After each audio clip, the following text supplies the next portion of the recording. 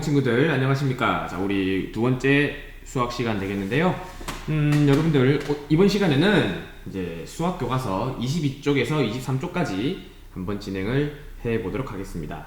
자, 이번 단원에서 여러분들이 얼마나 잘 공부했는지 확인하는 시간 되겠는데요. 우선 여러분들 22쪽에서 23쪽까지를 다 푼 뒤에 영상 그대로 보면서 공부하면 좋겠습니다. 왜냐하면 여러분들이 실제로 한번 해본 뒤에 확인을 해야만 그것이 여러분들 실력인지 아닌지 점검을 할 수 있지, 그냥 선생님이 풀이에 따라서 영상만 보고 그걸 그대로 받아 적으면 전혀 여러분들에게 도움이 되지 않는다는 점 먼저 말씀드리고 시작해보고자 합니다. 그래서 다 푼 친구들만 영상을 계속 봐주시고 나머지 친구들은 일단 영상을 멈춰주시기 바랍니다. 자, 그러면 여러분들 다 봤다는 전제하에 선생님은 계속해서 진행하도록 하겠습니다. 자, 오늘은 여러분들과 함께 1단원 혼합계산 얼마나 알고 있는지 한번 확인을 해 보도록 할 텐데요. 자, 일단 1번 문제입니다. 자, 가장 먼저 계산해야 하는 부분에 동그라미 표를 하라 그랬어요. 자, 지금 이 식은요, 어떤 식이 섞여 있는 식입니까? 덧셈, 곱셈, 뺄셈이 섞여 있다 그랬죠. 자, 그러면 자, 지금 덧셈, 뺄셈, 곱셈이 섞여 있을 때는 뭐부터 우리가 계산한다 그랬죠? 그렇습니다. 바로 곱셈부터 계산을 한다 그랬죠. 자, 그러면 어느 부분에 동그라미 표 치면 될까요? 그렇습니다. 바로 8 곱하기 3의 동그라미 표를 치면 되겠습니다. 좋습니다. 자, 그래서 이렇게 8 곱하기 3의 동그라미 표 치면 되겠고요. 자, 다음 가보겠습니다. 2번 문제예요. 자, 다음을 이제 한번 계산해 볼 텐데요. 28 빼기, 그리고 가로 열고 4 더하기 11이네요. 네, 가로 닫고. 자, 그러면 이 식을 우리 한번 계산 순서 한번 표시해 보도록 하겠습니다. 여러분들 머릿속으로 진행했다고 하지만 일단 계산 순서 표시 한번 해보도록 하겠습니다. 자, 제일 먼저 뭐부터 계산하면 좋을까요? 바로 그렇습니다. 4 더하기 11부터 계산하면 되겠죠? 자, 그리고 나서 어떻게 돼야 돼? 그렇습니다. 자, 28에서 4 더하기 11의 결과를 빼주면 되겠죠? 선생님은 이제 계산은 현재 해주지 않겠고요. 자, 그러면 정답은 얼마입니까? 바로 그렇습니다. 13이 되겠습니다. 5학년 4반 친구들 열심히 대답을 해주고 있네요. 감사합니다. 3반 친구들도 대답하고 있대. 네, 그렇네요. 자, 다음 식 보겠습니다. 32 나누기 8 곱하기 4입니다. 자, 이 식은요, 제일 먼저 무엇을 계산할까요? 자, 일단 무엇과 무엇이 섞여 있나요? 바로 나눗셈과 곱셈이죠. 자, 그러면 어떻게 되겠어요? 앞에 나와 있는데 먼저 하면 되겠죠? 그래서 32 나누기 8을 먼저 계산하고 그 다음에는요, 이렇게 곱하기 3을 해주면 되겠습니다. 그 결과는 얼마입니까? 다 같이? 그렇습니다. 12가 된다는 사실. 아주 좋아요. 자, 다음 가겠습니다. 뭐부터 계산하면 좋을까요? 지금 곱셈이 있긴 한데, 네, 괄호가 있네요. 뭐부터 계산한다? 바로 그렇습니다. 괄호 안부터 먼저 계산을 하게 되겠고요. 자, 그 다음은요, 어떻게 되겠습니까? 그 다음이 중요해요. 어떻게 될까요? 덧셈이 먼저입니까? 곱셈이 먼저입니까? 바로 그렇죠.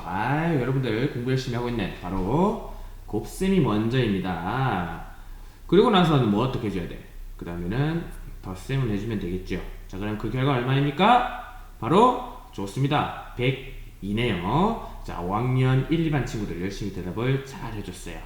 자, 이번에는 5학년 3반 친구들만 한번 대답해 보겠습니다. 자, 제일 처음에 어떤 계산을 먼저 해야 될까요? 그렇죠. 바로 14 더하기 26을 먼저 계산해야 되겠고요. 자, 그 다음에는요. 자, 5학년 4반 친구들만 대답해 보겠습니다. 5학년 4반 친구들. 그 다음에는 뭘 계산하면 좋을까? 그렇습니다. 바로 나누기 4를 계산해주면 좋겠고. 그 다음에는요. 5학년 2반 친구들. 좋습니다. 빼기 3 계산하고. 자, 5학년 1반 친구들 답은 얼마가 나왔어요? 5학년 1반 친구들만 대답해 보겠습니다. 얼마가 나왔습니까? 그렇습니다. 바로 7이 되겠죠. 여러분들 정확하게 잘 해결해 주었습니다. 자, 다음 문제 가겠습니다. 계산 순서에 맞게 기호를 차례대로 써보자고 그랬습니다. 좋아요. 그러면 지금 굉장히 많은 수식들이 들어가 있는데 제일 먼저 계산할 것은 무엇일까요? 바로 그렇죠. 괄호 안에 있는 3 더하기 7이 되겠죠. 자, 그 다음에는 뭘 계산할까요? 기읍, 디귿, 리을, 미음 중에서 그렇죠. 바로 디귿을 계산하면 되겠고요. 다음은요. 그렇죠. 나눗셈. 그 다음에는요. 저 앞에 있는 뺄셈이에요? 덧셈이에요? 바로 뺄셈이 되겠죠. 자, 그 다음에는 덧셈을 계산해줍니다. 그래서 정답은 니은, 디귿, 리을, 기역, 미음이 되겠습니다. 지금까지는 여러분들이 이제 단순히 수식을 계산하는 순서 그리고 그 계산 결과에 대한 부분만 여러분들이 점검을 하면 되었는데 이제부터는 문장제 문제입니다. 자, 여러분들이 이 문장제 문제를 얼마나 잘 해결하느냐에 따라서 이제 수학에 대한 자신감이 있고 없고 결정이 되는 부분이 굉장히 큰 것 같아요. 자, 선생님과 함께 문장제 문제 잘 해결해 보도록 합시다. 그러면 문제를 한번 읽어보겠습니다. 자, 열량은 몸속에서 발생하는 에너지의 양입니다. 표를 보고 연수가 점심에 먹은 간식의 열량은 몇 킬로칼로리인지 하나의 식으로 나타내어 구해보세요 라고 하는 게 문제입니다. 그러면 여기서 먼저 우리가 생각해야 될 것, 구하고자 하는 것이 무엇인지를 파악해야 되겠죠? 자, 구하고자 하는 것이 무엇인가요? 연수가 점심에 먹은 간식의 열량을 우리가 계산을 해야 되네요. 그러면 이제 그것을 계산하기 위해서 우리는 표와 그림을 한번 봐야 됩니다. 자, 표 한번 보겠습니다. 간식이 총 몇 가지가 있나요? 바로 그렇죠. 3가지가 있겠네요. 요구르트, 딸기, 피자 이렇게 3가지 정도가 있습니다. 여러분들 배고프죠, 그죠? 잠시 후에 또 점심을 먹을 수 있는 시간이 다가오고 있기 때문에 걱정하지 않으셔도 됩니다. 자, 요구르트 하나의 열량은 몇 킬로칼로리다? 바로 75킬로칼로리다. 자, 딸기는요, 바로 100g 기준으로 22킬로칼로리. 피자는 8조각 기준으로 1600킬로칼로리. 자, 이 기준표가 굉장히 중요합니다. 자, 그러면 기준량에 따라서 이제 열량이 표시가 되었고요. 자, 그 다음에 연수가 점심에 먹은 간식의 양이 나와요. 요구르트 같은 경우에 1개, 그 다음에 딸기는 400g, 그리고 피자는 1조각을 먹었네요. 자, 그러면 어떻게 될까요? 자, 한번 생각해 봅시다. 자, 요구르트는 연수가 몇 개 먹었나요? 그렇죠. 1개 먹었죠. 그래서 열량 75가 몇 개 있는 거다? 1개 있는 거다. 여러분 이해됐나요? 자, 그리고 자, 딸기 보겠습니다. 딸기는 400g을 먹었다고 되어 있어요. 자, 그런데 100g 기준으로 22kcal니까 22kcal 짜리가 총 몇 개 있는 것과 같나요? 자, 지금 딸기 400g, 100g이에요. 100g을 어떻게 하면 400g으로 만들 수 있죠? 더하기 300도 괜찮지만 또 곱셈 한번 생각해 볼까요? 바로 그렇죠. 곱하기 4를 내주면 되겠죠. 자, 그래서 22kcal 짜리가 4개 있다고 생각하면 되겠습니다. 22 곱하기 4 해주시면 되겠고요. 자, 다음은 어떻게 되는지 보겠습니다. 이제 피자가 남았네요. 자, 피자는요 8조각 기준으로 1600kcal라고 합니다. 자, 그런데 1조각밖에 먹지 않았네요. 자, 그럼 여기서 어떻게 해줘야 될까요? 자, 8조각짜리잖아요. 그러면 1조각만 먹은 걸로 계산하려면 우리가 1600짜리를 몇 등분 해야 될까요? 자, 지금 피자는 8조각 한 것 중에 1개니까 8조각 중에 하나니까 1600 중에 그렇죠. 1600을 8등분 한 것 중에 1개가 되겠죠. 자, 그래서 우리 식은요 1600 나누기 3이 되겠습니다. 그러면 요거 더하면 어떻게 될까요? 자, 우리 암산둥이들 암산 한번 해보실까요? 자, 정답 얼마입니까? 바로 그렇죠 363이 되겠네요. 그래서 363kcal가 되겠습니다. 여러분들이 지금 여기저기서 어싸 하고 맞았다는 친구들이 있는가 하면 요걸로 조금만 알았으면 좋았을 텐데 하는 친구가 있었을 거예요. 그러나 걱정 마세요. 여러분들이 지금 모른다고 할지라도 전혀 지장이 없습니다. 자, 다음 가보겠습니다. 자, 어디로 가느냐면 다음 문제.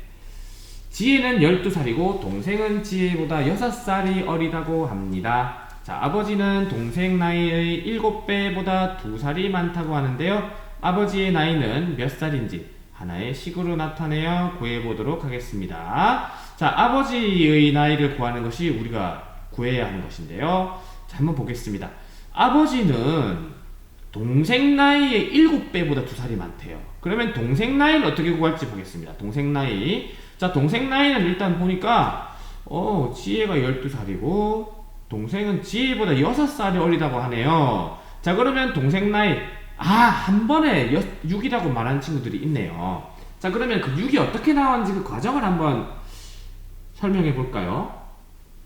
맞아요. 바로 12 빼기 6이 되겠네요.